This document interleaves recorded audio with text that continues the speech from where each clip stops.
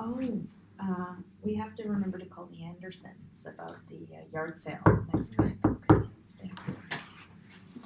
Hi there, my name's Amelia. I'm one of the nurses here at the oncology clinic. And I'm Kelsey. I'm also a nurse here. Okay. So you are Rusty McDonald? Yeah. Yeah. Okay, and who do you have with you today? This is Cheryl. She's my wife. Okay, hi.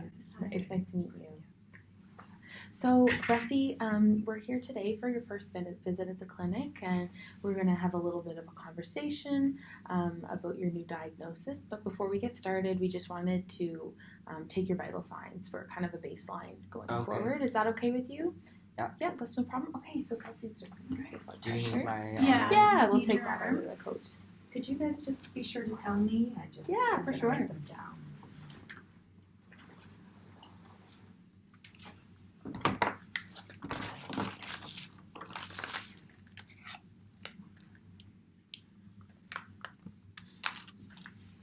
Okay. Blood pressure was 150/95. Okay, awesome. So we're just going to get your temperature here now, Rusty. Just under the tongue, okay? Thanks. Whoop. I always end up pulling these out of people's mouths if I don't look at their mouth. Awesome. Perfect. 36.8.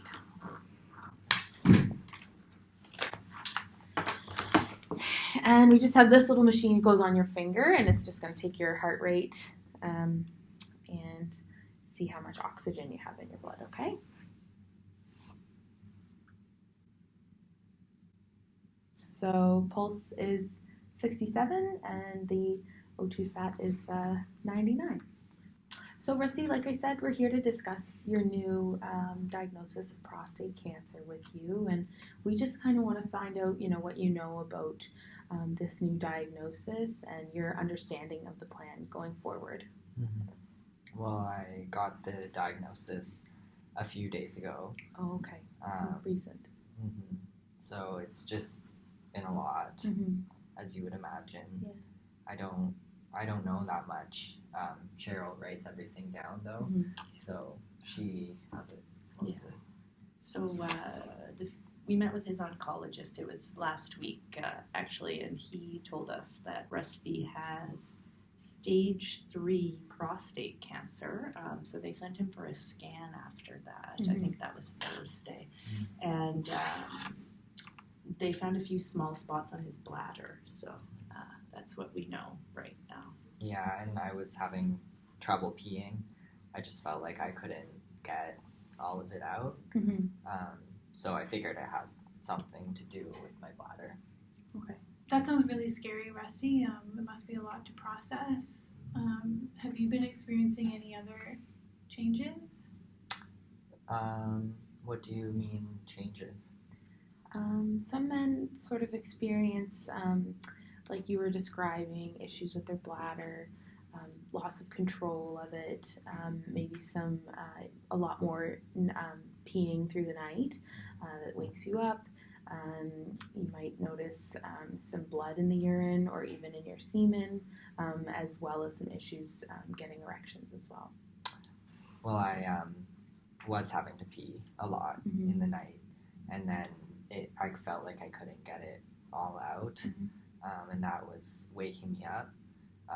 And I did just think it was a normal part of aging, but then it was interfering with my sleep and interfering on the job sites.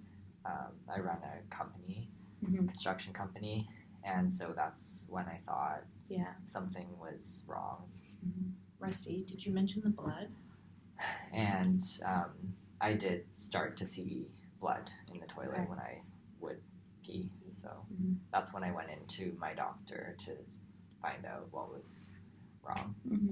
After what happened to Ace, I got worried. Right. You mentioned Ace. Who was Ace and what happened? Ace was my brother, and he passed away from prostate cancer. Very sorry to hear about your brother. That must have been a shock. Yeah. to you and your family. Yeah. But it's good that you went to see your doctor when you did. The prostate cancer that you have hasn't spread to other areas of your body, and with the size of the primary tumor, along with your age, the 5-year survival rate is quite good and high. It's actually 95%. Okay. And that's really good. But what about after 5 years? Well, there's some steps you can take, and we can help you to support your health over the next time period.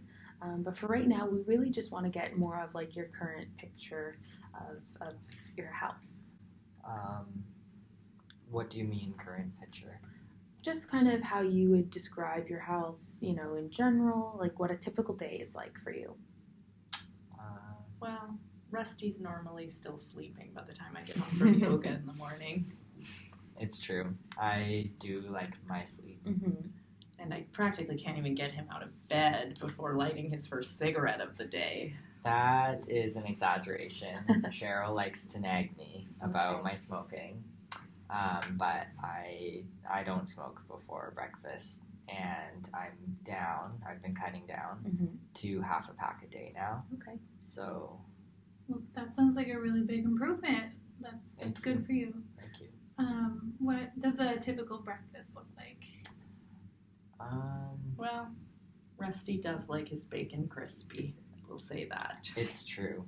I do like my bacon, and my doctor tells me I should cut down, especially on the salt. I have high blood pressure. Oh, okay. Do you have any other medical conditions? Well, like he said, he does have the hypertension, but he also has high cholesterol too. Oh, okay. Okay. But I'm on pills for my blood pressure and the other one, and so I think it's pretty well taken care of. Managed. Yeah, and I get exercise throughout the day on the job sites. Okay. I'm walking in different areas of the city. And so I normally just pick lunch up when I'm just quickly when I'm on the job sites. Yeah, I was trying to pack him healthy lunches for a while there, but then he just kept bringing them back completely untouched. So, I've kind of given up on that front. Right. Cheryl, it sounds like you're really invested in Rusty's health. Are you concerned at all about his current lifestyle? Well, after we lost Ace, I think we've all been a little bit more concerned about our health and well-being. I know Rusty, he really is concerned too, but he just doesn't like to talk about it. Yeah. It's hard to think about his passing. Haven't processed it. It just happened so fast. But Rusty, remember, the difference between you and him is that Ace's cancer was already into his bones by the time they even caught it. So, remember that? Yeah. Rusty, are you worried this new diagnosis means that you're gonna die like Ace did? I do, yeah. I picture it happening the same way. Wow, that must be a lot to be thinking about, and must have been really weighing on you since you've had this diagnosis. I can't even imagine how you must be feeling, and it must be really overwhelming. So I do know though that based on what you guys have told us today and what we've seen from your chart, that it looks like your cancer is quite a bit different from what Ace had, and at this stage can be really treatable. Thank you. That does make me feel better. Has anybody talked to you about treatment options? Well, Rusty and I were doing some reading on the internet, and there was a website that said he may actually have to have surgery to remove his prostate. Right.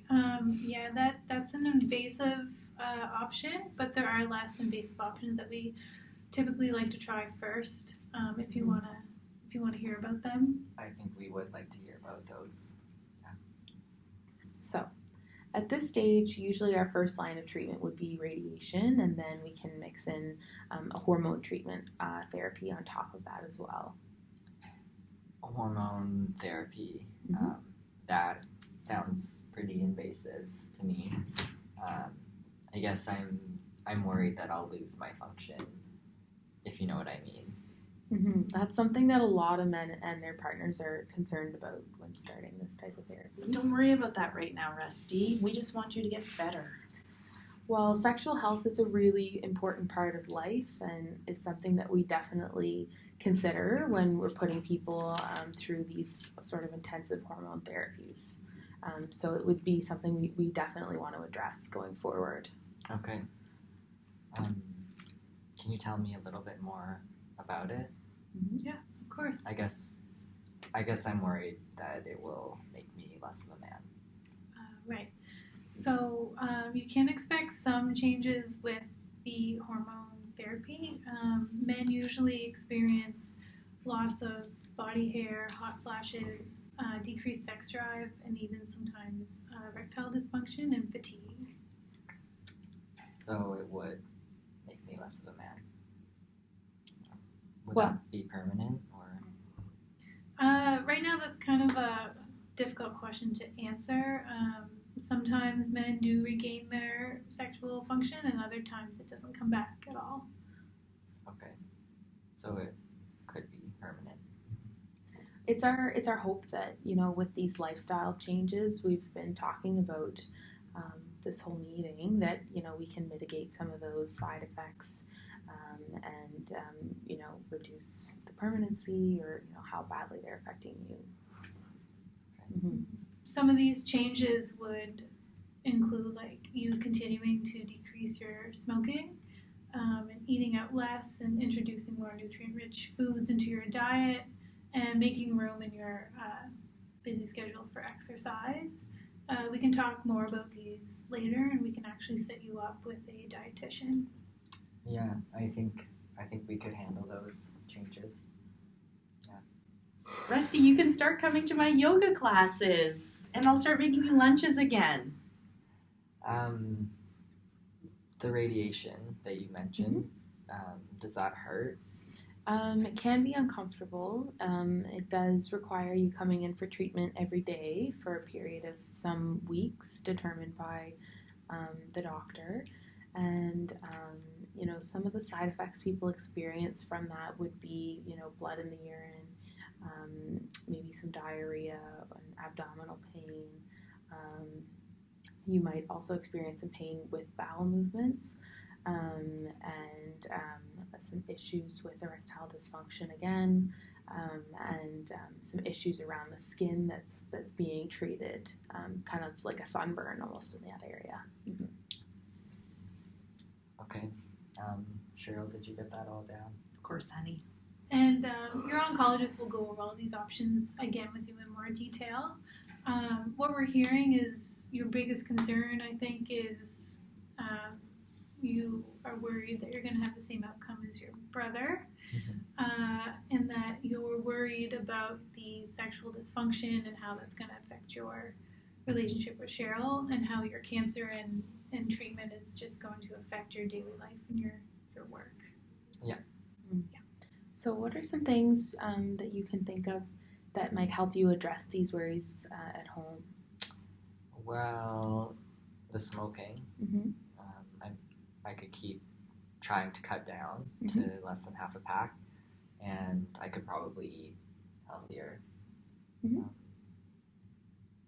Yeah, I mean, I think I can start sending him with lunches again, hopefully with things that are both tasty and healthy.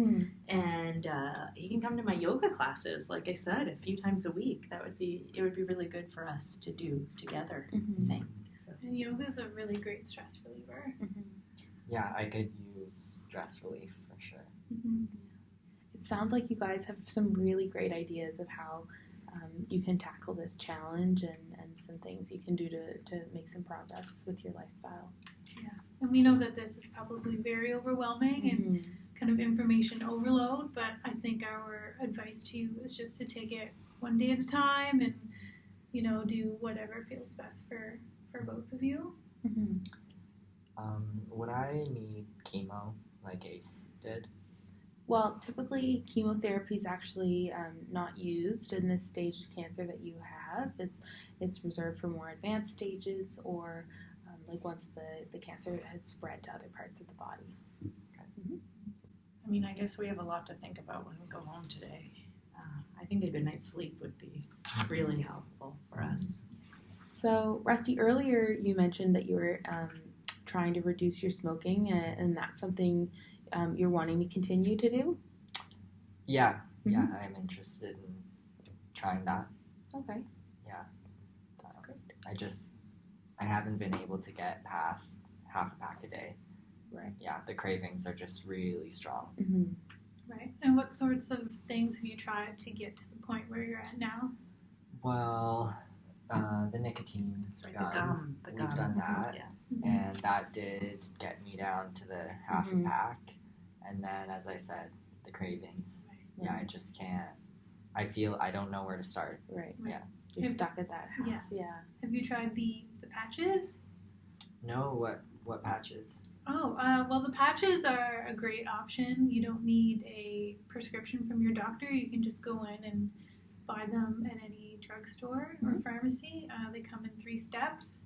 Okay. And there's also the 811 smoking cessation line that you can call and talk to a trained counselor, and they can help you develop a personalized program to help you quit smoking. Mm-hmm. Thank you. Yeah. I mean, you guys, this all sounds so great. I've I've wanted him to quit for quite some time now. We're kind of stuck at a point, so, and all this other information about the cancer and the treatments that you gave to us today, it really, I mean, I can't speak for Rusty, but I think it's helped make what's in front of us look a lot less scary. So thank you so much. You guys we appreciate it. Yeah, my uncertainties were addressed, and I thank you for telling me that this won't be just like Ace.